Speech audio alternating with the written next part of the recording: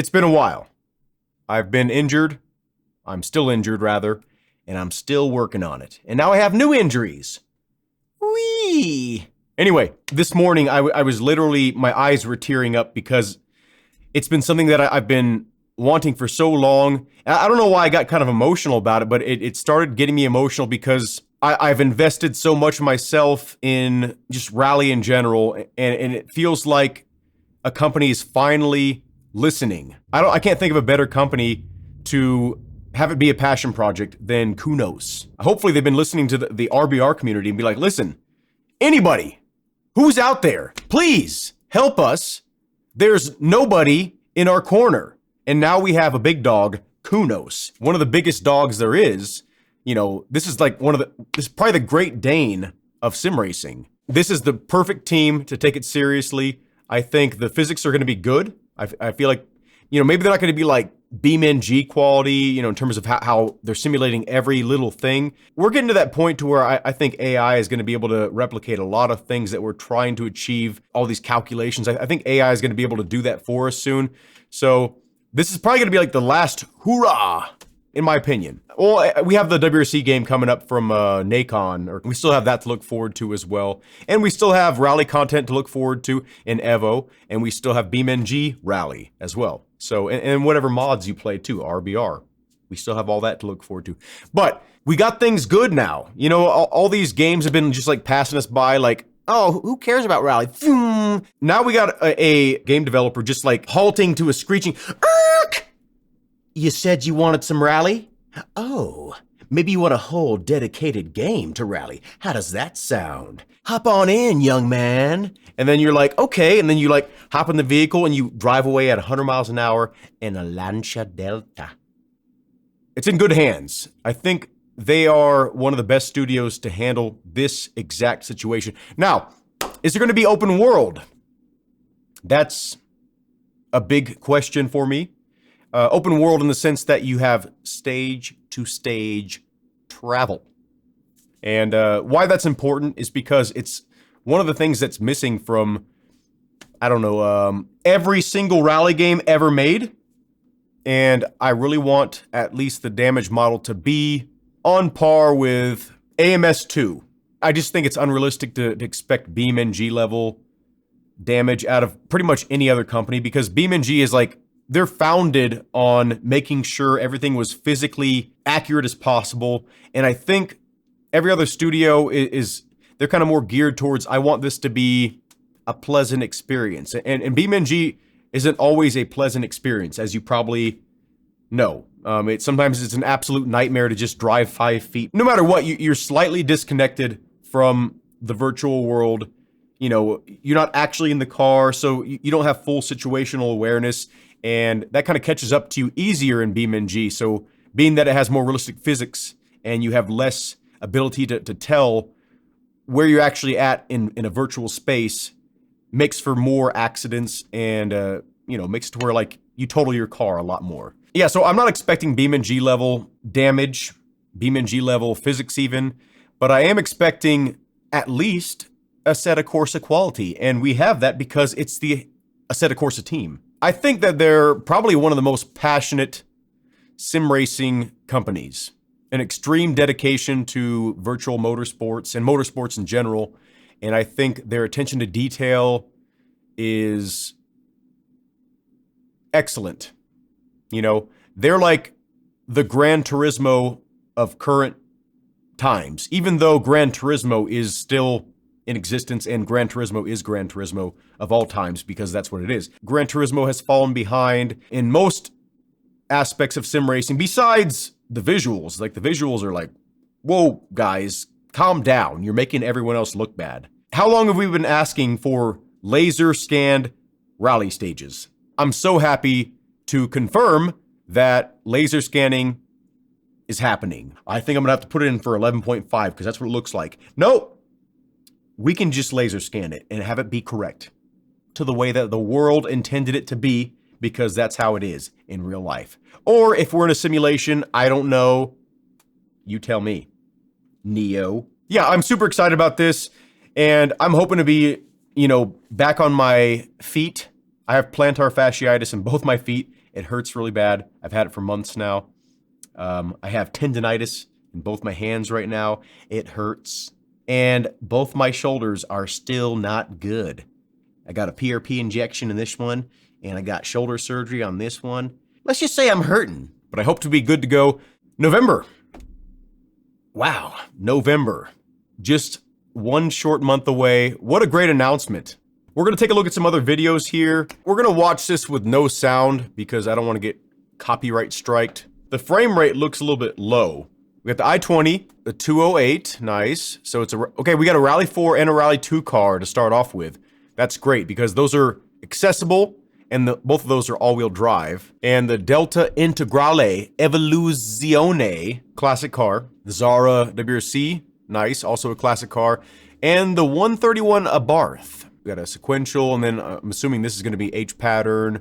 I'm assuming this is gonna be H-pattern as well. This one might be sequential or paddle shifter. It looks realistic. I mean, that could just be a straight up picture of the car if you look at it. We got 2 stages to start off with. A paved stage. Oh wait, 2 stages per location looks like, okay. Okay, we got 11 kilometer, okay. I didn't expect them to be that long at first. Okay, hardcore mode. Hey! The handling looks solid. I can feel the weight of the car. Let me see what the sound sounds like. I want to hear like the gravel hitting the wheel wells. I want to hear like the co-driver and stuff. First of all, shout out to Yorkie065. This is obviously not my footage. I mean, I can't get footage of the game, so everything is someone else's footage. 5, 4, 3, 2, 1, go. Flat left, 40. the classic wheel wasn't centered. Happens to the best of us. Flat right into 5 left, over crest, keep it. Okay, did you hear that? Did you hear that dip when the car bottomed out? Very authentic, and it felt like it should have made that noise right when that happened. It felt like really in sync visually. Flat left, keep left, 60, 5 right, keep out, 150. You can really hear your grip levels. You know, when you're listening to the engine RPM, obviously you can hear the elevation. You know, he's going uphill. He's really winding it out, which is really cool. It's an older vehicle, so you kind of got to wind him out to get more power out of him, more torque. But this is a good example of, you know, he's not only on a loose surface, but he's also in wet weather, so he's really he's struggling to find grip, and you can hear it. I mean, there's other games you can hear this as well. This is not the only game, but it sounds more accurate to real life to my ears than I have heard in other games. 6 right, over crest, caution, 5 right, brake, into 3 left, the co-driver sounds uninspired. The co-driver sounds like he's not actually in the car. It doesn't sound like he's connected to the vehicle. Like, you don't hear like him going through the dips. You don't hear like the vibration. You also don't feel his urgency, which is a bit of a disappointment. And it could be AI. It could be someone just recording in a booth, or just someone that's not really passionate about sim racing in general, or, you know, and they don't actually get excited unless they're actually in a real vehicle. As long as I can hear the co-driver clearly and I can understand what he's saying and the pace notes are accurate, that's the main thing. But it does take me a little bit out of it, and hopefully that'll be improved. But I do want to also make mention of the gravel noises hitting the underside of the vehicle, the wheel wells. When you're sliding around, you can really hear the texture of the road. Listen for that. Dip 60, Kings 100. I can look at this type of dirty, wet gravel, and the sounds that I'm hearing match up to what I see. And if you don't know what I mean by that, like, there's tons of different types of dirt. There's not only just different colors of dirt, but different textures, and some dirt is smoother, some dirt is clumpier, some dirt is bigger rocks. Sound design is very important to any video game, but especially a game that's simulating real life. Pretend what you heard while this guy's driving is a jet engine, and instead of rocks, every time something hit the car, it was clown noises, like honk, honk, honk. it would ruin the experience, even though the game is awesome, right? Like clearly the visuals are awesome. It's a very modern game, but sound design can have a great effect on your enjoyment, your immersion, and your overall satisfaction of what you're experiencing. So it's really important that sound design is a big priority, especially in a racing simulation, you know, where a lot of the sound that you take in is imperative to your actions or your future actions. Let's take another listen. 5 right and 3 left, 50. 4 left and Really winding it out.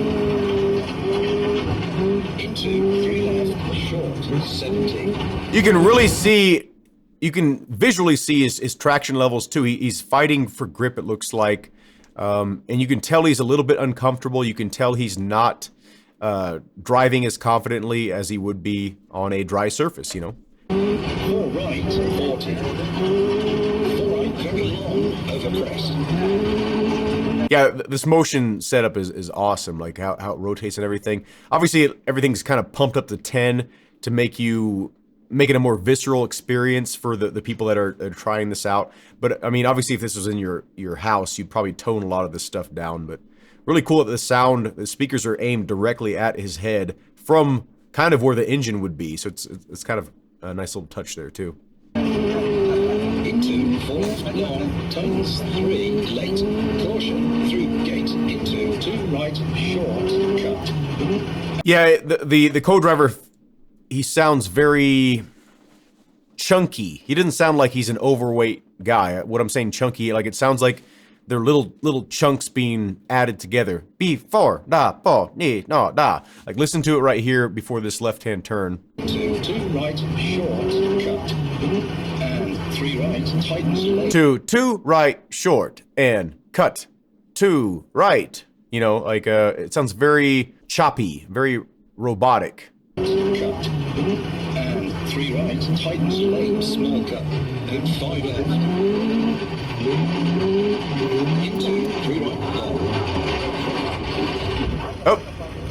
Hey, okay, you heard that little post hit too. That's kind of a nice little touch. Hear it? That was kind of a nice little noise there. So he ran over the fence, that's great, and it's not resetting him. So I'm wondering if there's a certain distance you can go before it resets you, or if you only get resets when you hit a person. That, I mean, I hate that still, but that would be more acceptable than getting reset when you're slightly off course, because that's horrible. You know the feeling like when you're about to get back on the course and you're like, oh, I'm about to make it, and then it like resets you right before you get there. It's not a fun feeling like when the game like rips you out of that and just slaps you back on the course instead of you actually fighting your way back to the course. It's a big part of rally is fighting the environment. To remove that is really kind of a disservice to rally itself, in my opinion. So when games do that, I really disapprove of that.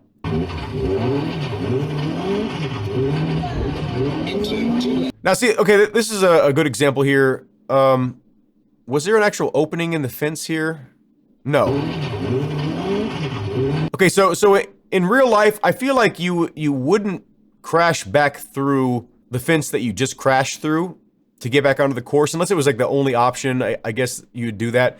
But, you know, in real life, you would probably not want to risk extra damage. I feel like you would look for an opening in the fence line before you did that. You know, if you play a game like BeamNG and you make a move like this, you have to really anticipate severe damage. And in this game, and in a lot of other games, there's almost zero penalty for doing this. And it doesn't look like the most durable fence ever, right? But I mean, if you hit this post and it was in the ground well enough, you could get some serious aero damage, or your bumper, or rip something off your car that's pretty necessary, like a light. You know, maybe you have like a light bar or something like that. You can rip something off your car, so it might not be worth the risk in real life, but in a video game, a lot of times we'll just pound through this, and I've done it a million times too. We've all done it, right? Would I actually run through that fence in real life? If it was actually in front of me, and this was my personal vehicle, or this was my team's vehicle, knowing that I would get in some kind of trouble or cause more work for my team when I could maybe avoid it.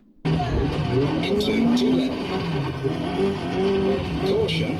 To be fair, he's at an expo. He's trying to experience as much of this as he can. So maybe even he wouldn't have done this, given the same exact circumstance, if he was in his own personal setup, you know? Square left. Don't cut. 40. Hairpin right. 40.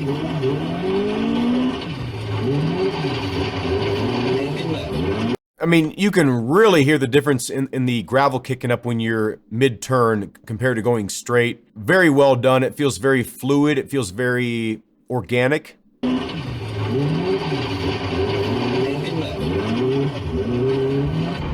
That's pretty spot on to how it is in real life. Anyway, I don't want to watch this whole video because if you want to watch the whole video, go check out Yorkie065. I found some footage of the exterior camera sounds and they're very underwhelming. I feel like it's probably the worst part of the sound design, in my opinion, so far that I've seen or heard. Let me show you what I'm talking about here. Like, this sounds fine.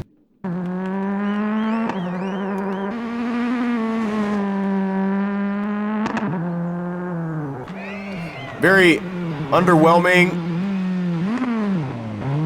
You don't hear any anti-lag sounds.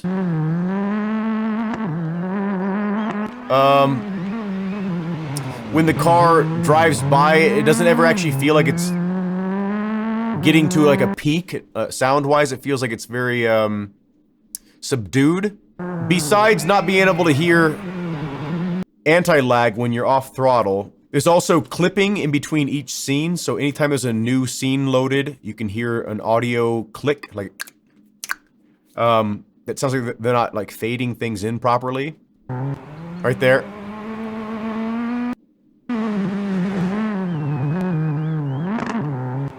There. Every time the scene changes, you hear a clip sound right before it. Right there. Right there. The sounds themselves, they don't sound bad. They just sound like a little bit underwhelming. Like when the car passes by, for instance, you don't ever feel like the peak of the audio. It plateaus and then goes back down. So let me show you what I'm talking about. When the car passes, it doesn't actually feel like it's ever peaking. So it's getting louder, louder, louder. Plateaus and then starts getting quieter. Like, it doesn't feel like it's getting to that, like, oh, the car's right next to me, right here, you know? Never sounds like that. So, they're trying to add in the vehicle kind of whooshing by with the wind noise here. You can tell, like, if you listen right here. So they're kind of trying to cover up the fact that the audio itself is not peaking. It's just kind of like an added sound effect. To replicate wind noise, which is nice, right? It's a nice addition, and it kind of brings an extra level of detail to the situation here. Like, for instance, you don't hear the gravel being kicked to the side and then landing next to the whoever's filming this, right? Like, if there's a camera, you don't hear the rocks hitting the ground after the vehicle has thrown them up in the air.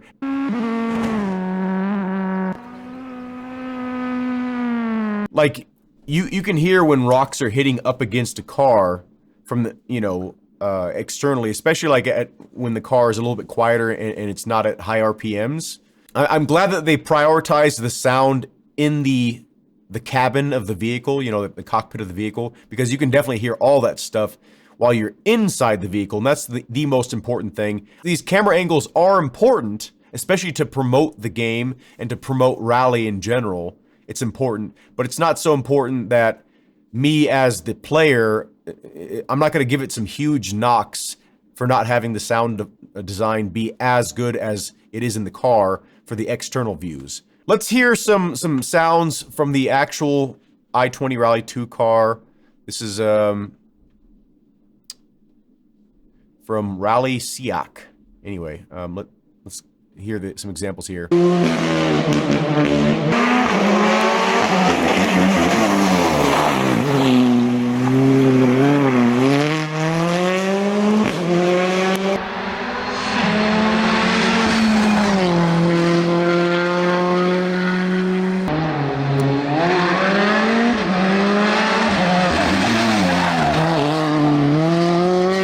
can hear right off the bat how much more dynamic the sounds are, how much more expressive the sounds are, like more kind of in your face the sounds are. The area that this guy's racing in is a little bit more reflective, you know, a lot of hard surfaces. So like the sound is definitely gonna be different from like a forest, but you should hear more reverberance like this and kind of like a doubling of sound because you're hearing sounds clashing, you know, from one sound source. It's gonna, you know, send off sound 360 degrees up and down, every conceivable direction. That sound's gonna bounce around in that area for a while, and then by the time it makes it back to your ears, you know, that sound is bounced off of a lot of different surfaces. So you're gonna hear kind of like a lot of different versions of the same sound played back to you at different times. So you'll hear kind of like a doubling or a tripling or a quadrupling effect sometimes in these, you know, tighter quarters here. But I don't hear that in the Assetto Corsa game. Like I don't hear like the.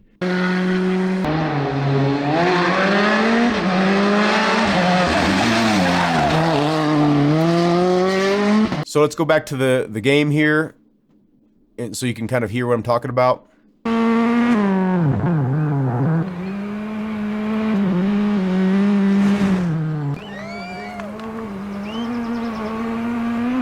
It sounds more or less like a single sound source that they've cut highs from when it's far away, so you can only hear the lower frequencies. And then once it gets closer, they kind of bring up the high frequencies. And again, it could be because like we're in the trees, so it's kind of absorbing a lot of the sound. The sound from the exterior views are not, it's not quite there. It's definitely lacking in this area. And I think this is one of the harder things to get right. You know, when you're in the car, you're in a fixed position. Like, so you as the driver, your ears are in a fixed position pretty much. So it's pretty easy to nail the sound. But when you're outside of the car's in so many different positions. You know, you have to do a lot of different math to make sure the sound is accurate to what you're seeing on the screen, you know, and what the sound is actually doing when it's reflecting off of other surfaces. So this isn't something that's going to bother a lot of people. It's not bad, but it's not what I would consider excellent.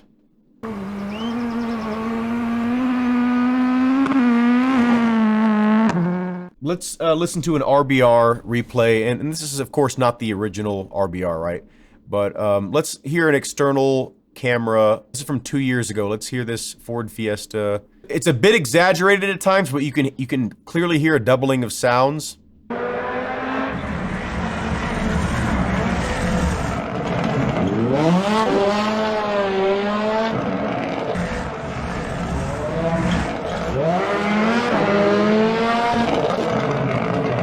So to me, this already sounds a lot better, and partially because these are real sounds. I feel like they might be using synthesized sounds in Assetto Corsa Rally. I'm not positive, but this sounds, you know, 10 times, maybe not 10 times, 3 or 4 times more convincing to me than the Assetto Corsa Rally, unfortunately.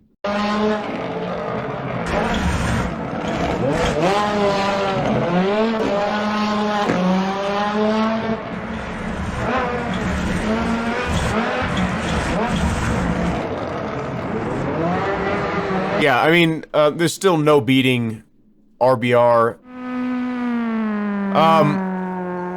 I'm not really sure why companies don't just literally do what Richard Burns Rally has done, and they just take real sounds and just apply it to the game, and in a logical way. I don't know what it is. Like I guess the sound team on RBR just has things figured out more, but so I think that the biggest thing missing, though, to me, is the external sounds of the rocks hitting stuff, like the ground when the car goes by. The foliage looks great.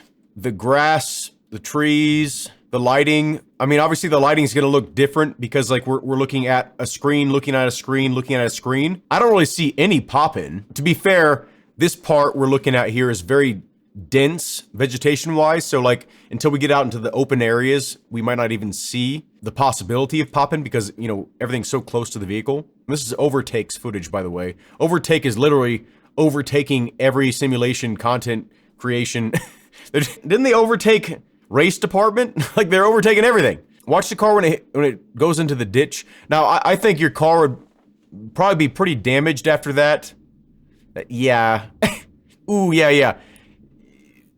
So, I mean, he might be pointing to... Let's see what he's saying here. Okay, so he's talking about the particle effects. The particle effects.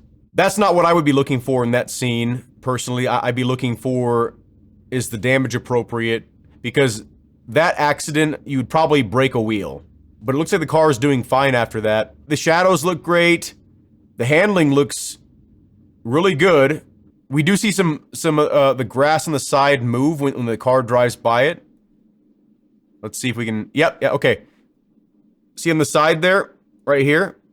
On the left side, this grass actually is kind of folding over a little bit as the car passes by.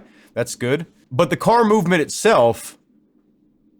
It could be that the camera is kind of like locked to the core, like the chassis of the car, but it didn't look quite right. It could be the camera angle, like the camera's kind of like locking onto the car too well. Sometimes replay cameras don't feel grounded. They don't feel like there's actually a person holding or controlling the camera, and it can make the cars look a little bit floaty. So I'm not going to judge this too hard, but I'm not super impressed with how this car looks in the replay. The biggest identifier for me is like when he dips into that little part, when he's taking a right-hand turn, like that it looks like maybe like a 5 right or a 6 right. When it dips in right here, bam, right there. It doesn't look like the car's really...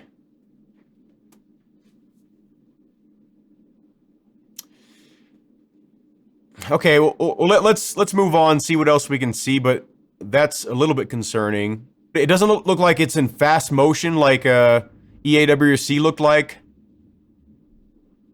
It looked like that was in real time, because it looks like the cars in the EAWC were moving at like 1.25 times the natural speed of real life. Yeah, I'm pretty happy with the car selection. Obviously, you know, I would love to see like the Ford Fiesta, and I'd love to see the Toyota Yaris. Those are my favorite 2 cars in all of Rally. And of course, you know, the Subaru Impreza, pretty much any generation except for the newest ones. This is probably like in some kind of photo mode, but this looks like the most realistic, visually, I'm speaking, attempt at Rally that I've seen. Let's see what this Tarmy stage does.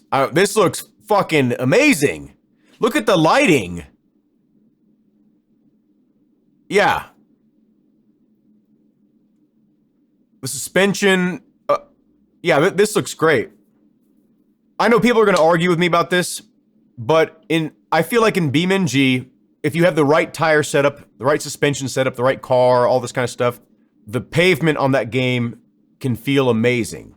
That being said, Assetto Corsa does have pavement pretty well figured out. They're gonna shine even more so on the paved surfaces because they have the most experience with paved surfaces. But I mean, that looked really good. You know how we always complained about EAWC, like the stages, they all felt really generic, and they argued and like, no, we measured the courses and this is how it is in real life. It's like, well, that's not what we were talking about.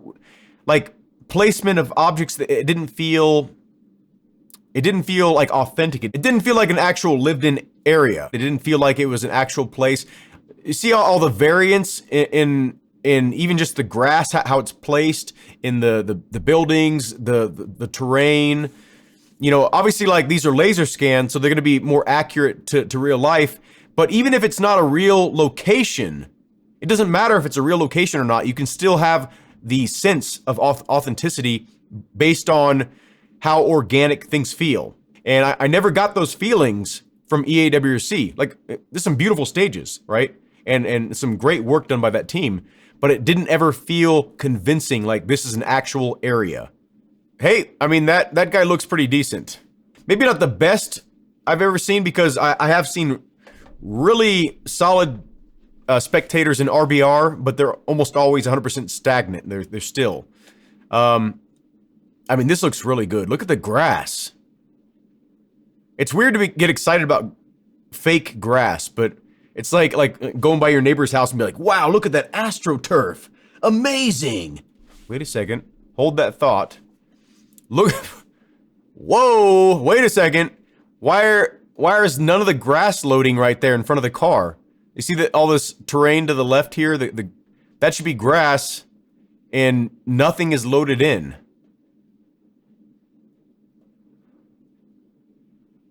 You guys forgot the grass. I'm sure it'll look fine when you're actually in the car in the game. I really don't care too much about replays. Hey!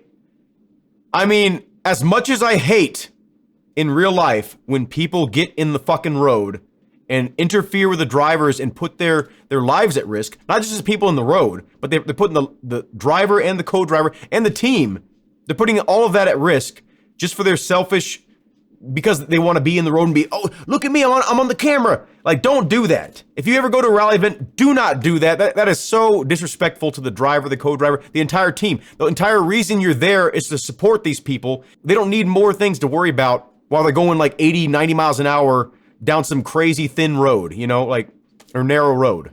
So disrespectful. But as much as I hate to see that in real life, I like to see it here. Make it to where you actually hit the person. Right? There's plenty of footage of people getting hit by cars. It's not like, you know, you're hiding this part of reality from, you know, a young user or something like that. It has nothing to do with that, right? Like, people know people get hit by cars. And if you're dumb enough to be in the fucking street, you know, in the middle of the road when there's fast cars driving by, it happens, right? I'm almost positive that's not going to happen because I don't know, for whatever reasons, they just don't want to show people getting hit by cars. They'll be like, see, this is why we need to shut down the WRC or rally. The sport is dangerous. Look at it. Look at all the people getting hit. There's like 30 people a day getting hit. You know, could be some reason like that why they don't want to include that. Let it hit the person. Or make it to where the people always see the car and run out of the way. Every spectator. I don't want to have some guy just standing there like this, you know, and then just wait to get hit while the car is just barreling down the road directly at him and he's seen it the entire time. Oh my gosh.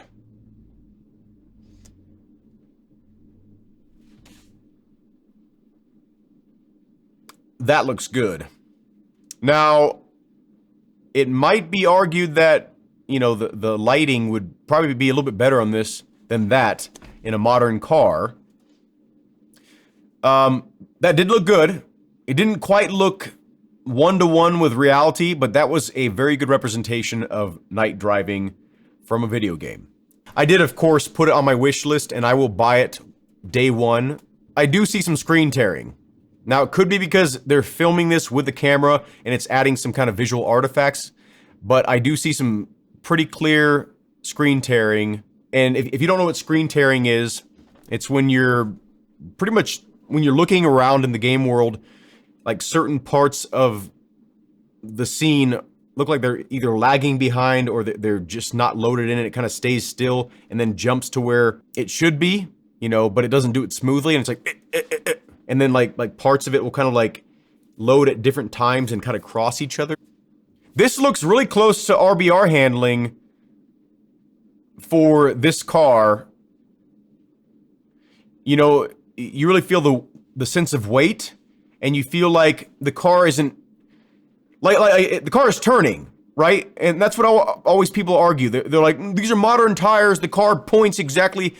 You know, it's like, well, there's still physics, and the physics are, you know, it takes a while for things to catch up to what you're actually doing, because there's so many variables in between your hands to the actual road surface that you're controlling the car on top of, right? So it can feel pretty damn direct, but it's not going to be instant, because nothing in real life is instant. And every bit of body roll that you see, every bit of tire slippage, those are all realistic inefficiencies that we need to take account for in video games, because you don't get instant grip ever.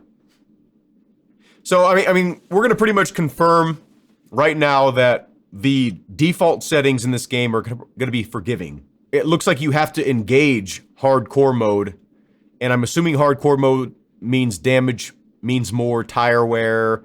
Maybe you have to watch your fuel, like, so like you can't just be like max throttle the entire stage. Like, those kind of things are probably going to be included in hardcore mode, and maybe even have like separate servers, you know, when you're playing online to, you know, account for the people that want the hardcore mode enabled. But I'm really excited to see anything hardcore mode related. There's typically 2 or 3 different types of players. There's the person that wants to get home from work, just enjoy things to the max. They don't care how hard it is. They just want to enjoy themselves, which is nothing, no problem with that. There's a type of person that wants a challenge. They're not opposed to some, you know, extra difficulty. They might have some extra time to dedicate to the game. And then there's like the third version, right, where it's just like, I want this to be as hard as possible. I want this to be 1-to-1, you know, like, and I'm more in that camp. I sim race for satisfaction reasons. I don't do it just for pure fun. I do it because I'm proud of myself if I do well at something that I know is challenging. Obviously, the game is going to cater to more people because we want as many people to adopt this game as possible. But just the fact that there is a built-in option from day one that is geared towards, you know, people like us, that we want this to be a serious attempt at, you know, simulating a car. I'm really wondering, you know, to what extent does hardcore, you know, what does it touch upon? We just saw some pop-in right there. So let's do frame by frame here. Let's see to what extent we got some pop-in here.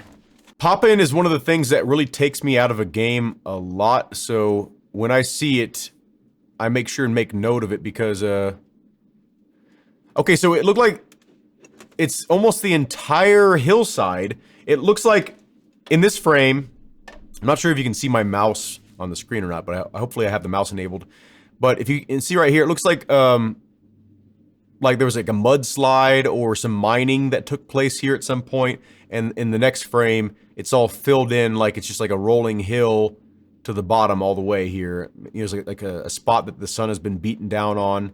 This hillside also has a lot of pop-in. Doesn't look like the pop-in is happening too much. It looks very minimal. And, oh wait, no, I saw some pop-in there too. Watch this hill right here, this hill on the right before the right corner. Yeah, okay, so you saw right here, the grass kind of loaded in subtly. Now, it's not the kind of pop-in that's going to be like really jarring, like, whoa, there's a tree there? I didn't know there was a tree there until I got like 5 feet away. It's not going to be like that, but it's going to be, it's definitely popped in. You can really see the tearing here, like the inconsistent portions of the screen loading in at different times in slow motion here. But so watch right here, the grass loads in right there. See it? That whole cluster of foliage loaded in right there. It's a little bit disappointing here. I don't know why this is an issue. I see it very often in modern racing games when there's a crack on the windshield that forms. For one, the crack doesn't look like an actual crack that would take place on a windshield. This looks weird.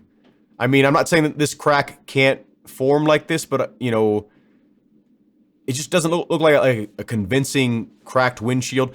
But that's not my point. My point is the clear sort of pixelation, like it's a JPEG that's like super close to the windshield.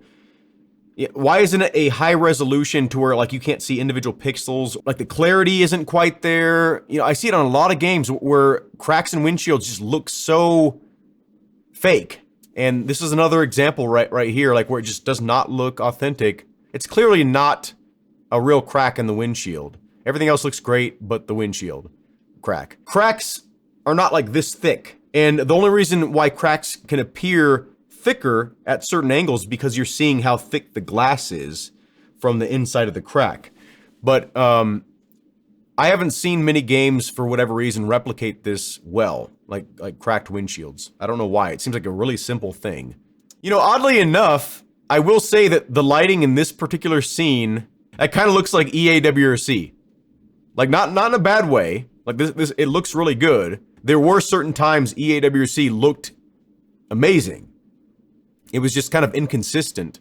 and certain areas were like blaringly fake looking. But I will say that that looks pretty similar to EAWC. And the closer we get to real life graphics, the more games will start to look alike, if you think about it. So the little nuances that we're nitpicking, that's all we have to work on, because it already looks like real life a lot right now. You know, every racing game looks like real life a lot. Is it a good thing that it seems like that they're partnering with Fnatic, right? You know, even in their reveal trailer, it was like 100% Fnatic gear, right? They have some kind of partnership with them, even if it's not like officially licensed, whatever. Is that a good thing?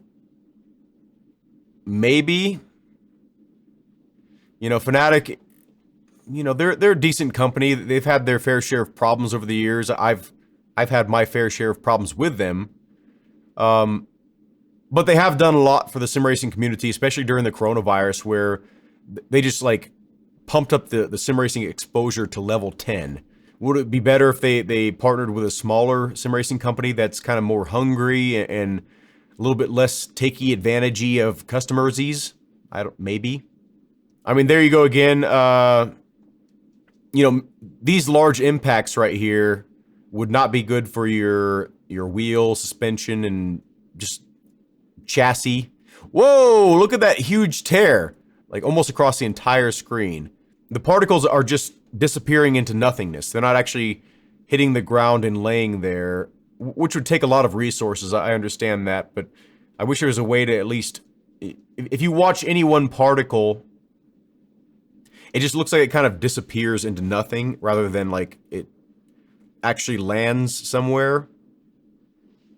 And, you know, it's debatable whether it's even worth it to put that much effort into something when it's going to be on screen for like a millisecond. The car handling, obviously not the crashing part, but the car handling kind of reminds me of like a combination between RBR and BeamNG, how the car is actually being thrown around. And it like in EAWRC and in Dirt Rally 2.0, Dirt Rally even, they feel like you're driving cardboard boxes, like something hollow and light. And they are kind of hollow and light for what they are. But it's still not as light as cardboard. Hey! Oh, okay. That was big for me. Okay, so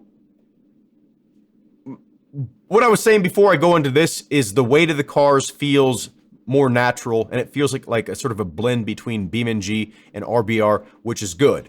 But, okay, this guy is going off the road here, right? We notice a few things. One, first of all, like right off the top, the car didn't reset.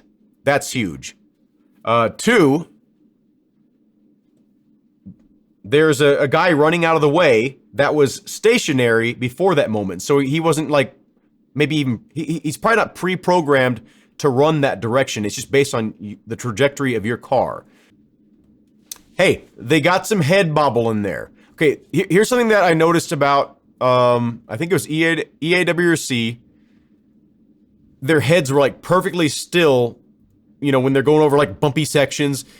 Your head's bouncing around, you know, unless you have like a neck brace on and you're completely mounted to the seat, right? Your head's gonna bounce around at least a little bit. So this is good. Like if you see the co-driver especially, like watch his head. He's bouncing around like little micro bounces.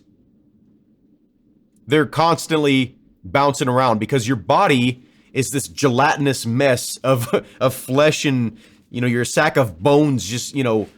Okay, you notice every time an object passes in front of the camera, like I think this is a tree passing in front, like it's almost re-rendering the car or some kind of filter to where even when a branch passes by, it's, let's watch that in slow motion. I've seen this effect. I don't know if it's intentional or not, but it looks really bad. And I don't like that this is the direction we're heading with video games here.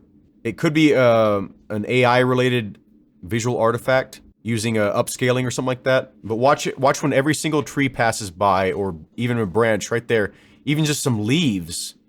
There's like a diffusion effect taking place or something like that, or like it's like displacing the texture of the car. Like it's really weird.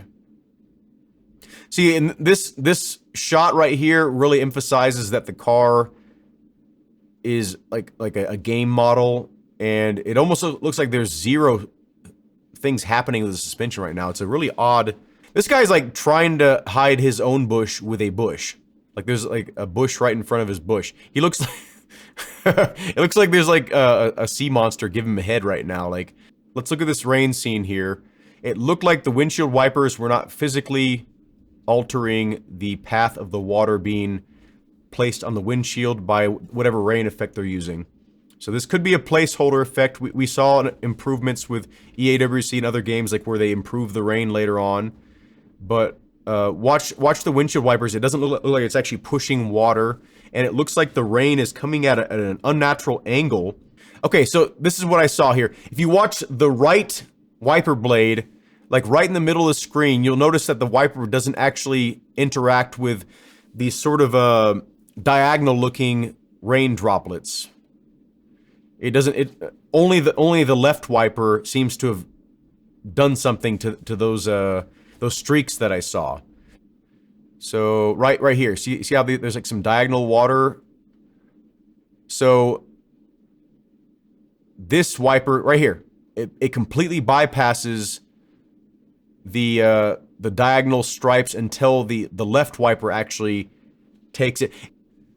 Okay, that was interesting. The water droplets disappeared before the wipers actually got to them. So it's just an effect. It's not the wipers actually physically touching some kind of particle that's been programmed to react a certain way to the wipers. It's just literally an effect, and it doesn't seem like it's physics-based. So that's disappointing, it looks like. But that can be corrected later. But you can see, like, the wipers are coming up all the way to a 90-degree angle here, and this entire portion of the windshield is untouched, even though the wiper is going directly by that the entire time until it gets all the way down. It's actually no, it's just completely untouched. If you look at the left side here, watch this little chunk of the windshield.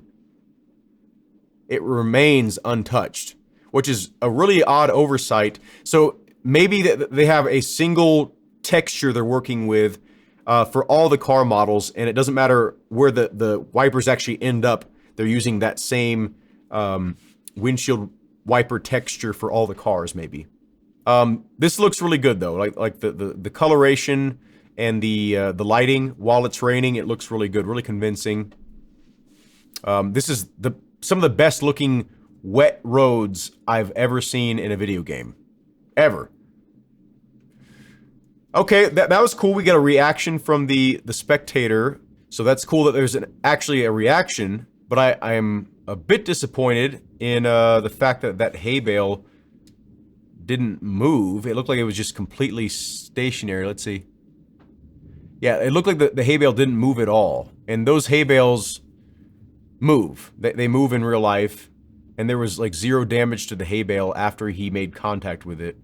It looks like the tape here, the sort of soft barrier, like the visual barrier here, did move. Okay, it touched it, yeah. I want to also point out the texture in the road here. It looks pretty detailed at all times. In EAWC, you could almost watch the textures load in right in front of you. If you just park in EAWC and on any one spot and look at the road for long enough, directly in front of your car, you can see textures load in slowly, right in front of you. It looks like the textures are loading well before you actually get to them here, based on what I see. This guy doesn't seem to realize his steering was fully to lockout, and he just kept on turning the wheel like it was gonna do something extra. That's funny. Is this gamer muscle? Watch, like he's at full lockout like this entire time. He just keeps on turning. wait. It's probably because like that's funny. Graphically, this looks to be impressive. I've been very underwhelmed by almost everything put out. Besides maybe Dirt Rally 2.0, like it was a beautiful game. It didn't look convincing to me, but it was a beautiful game. Realism-wise, this seems to be in line with what I've always been wanting. Unreal Engine 5, even though it has its problems, you know, if they can optimize it and they can, you know, really focus on making sure there's no frame skipping and, you know, jitters, judders, all that kind of stuff, I think Unreal Engine 5 is the engine to get realistic looking visuals out of any video game. This wet weather driving, like physics wise, it looks pretty convincing. I've done a lot of aggressive driving in muddy and rainy conditions, and it feels pretty close to that. Like, it's really hard to feel confident in these kind of situations. You have to have some really decent tires and setup, and it's just like driving on soup at some points. This all looks great. I'm gonna go ahead and end the video here. I've probably been talking for hours. I'm really excited about this. I'm gonna watch some more videos on my own time. Have a good day. Thank y'all for watching, and I hope to see you in a future video.